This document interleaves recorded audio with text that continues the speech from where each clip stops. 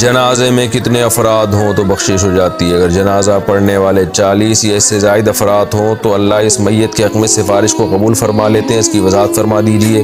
اگر کسی شخص نے پوری زندگی گناہوں میں گزاری، اس کا جنازہ 40 یا 100 آدمیوں نے پڑھا تو کیا اس کی سفارش قبول ہوگی؟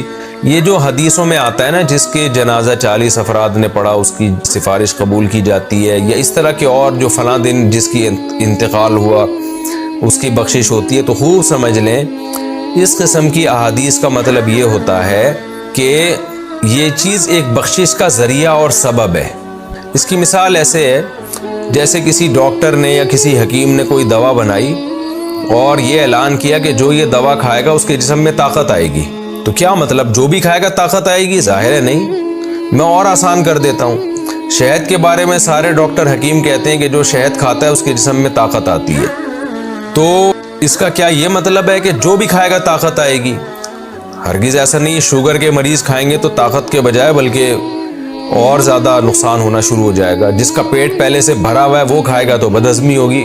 بہت سارے اس میں اور بھی یعنی باتیں کہی جا سکتی ہیں۔ تو جیسے کوئی اناؤنسمنٹ ہوتی ہے نا کہ یہ چیز کھانے سے یہ ہوتا ہے، اس کا مطلب یہ ہوتا ہے کہ یہ چیز طاقت کا ایک ذریعہ ہے بس۔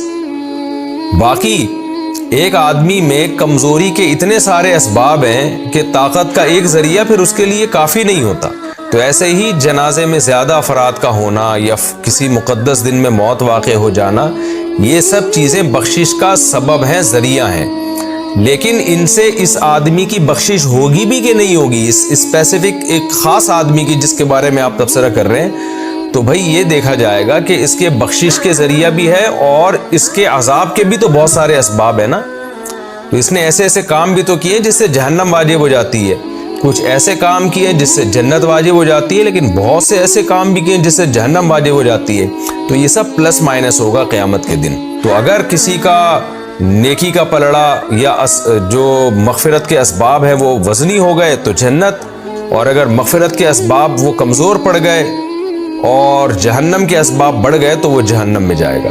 تو اس لیے اس کی کوشش تو ہو کہ جنازے میں بھی زیادہ افراد ہوں اور مغفرت کے جتنے اسباب ہم جمع کر سکتے ہیں کریں، لیکن ان پر اعتماد کر کے بیٹھ جانا یہ جائز نہیں ہے، کیونکہ جیسے زیادہ افراد جنازے میں شرکت ہونے سے بخشش کے چانسز ہیں، ایسے ہی نماز قضا کر دینے سے جہنم میں جانے کے چانسز بھی بڑھ جاتے ہیں، زنا کرنے سے بہت زیادہ چانسز بڑھ جاتے ہیں۔ تو گناہوں پر کبھی بھی جری ہونا جائز نہیں ہے، اور کسی کے جنازے میں 40 افراد ہوں تو یہ یقینی طور پر کہہ دینا کہ اس کی بخشش لازمی ہوگی، یہ کہنا بھی جائز نہیں ہے۔ تو بس ایک امید کی جا سکتی ہے کہ اتنے افراد ماشاءاللہ جنازے میں، تو امید ہے شاید اللہ تعالیٰ بخش دے، تو شاید کے ساتھ تو الفاظ استعمال کر سکتے ہیں، اس کے علاوہ نہیں۔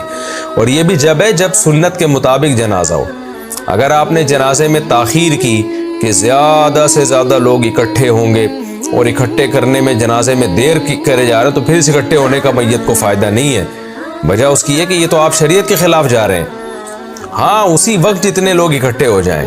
اس لیے علماء کہتے ہیں کہ تھوڑے افراد، اگر جلدی جنازہ ہے، سنت کے مطابق جنازہ ہے، اس میں تھوڑے افراد کا جمع ہونا یہ تاخیر کر کے زیادہ پبلک اکٹھے کرنے سے بہرحال بہتر ہے۔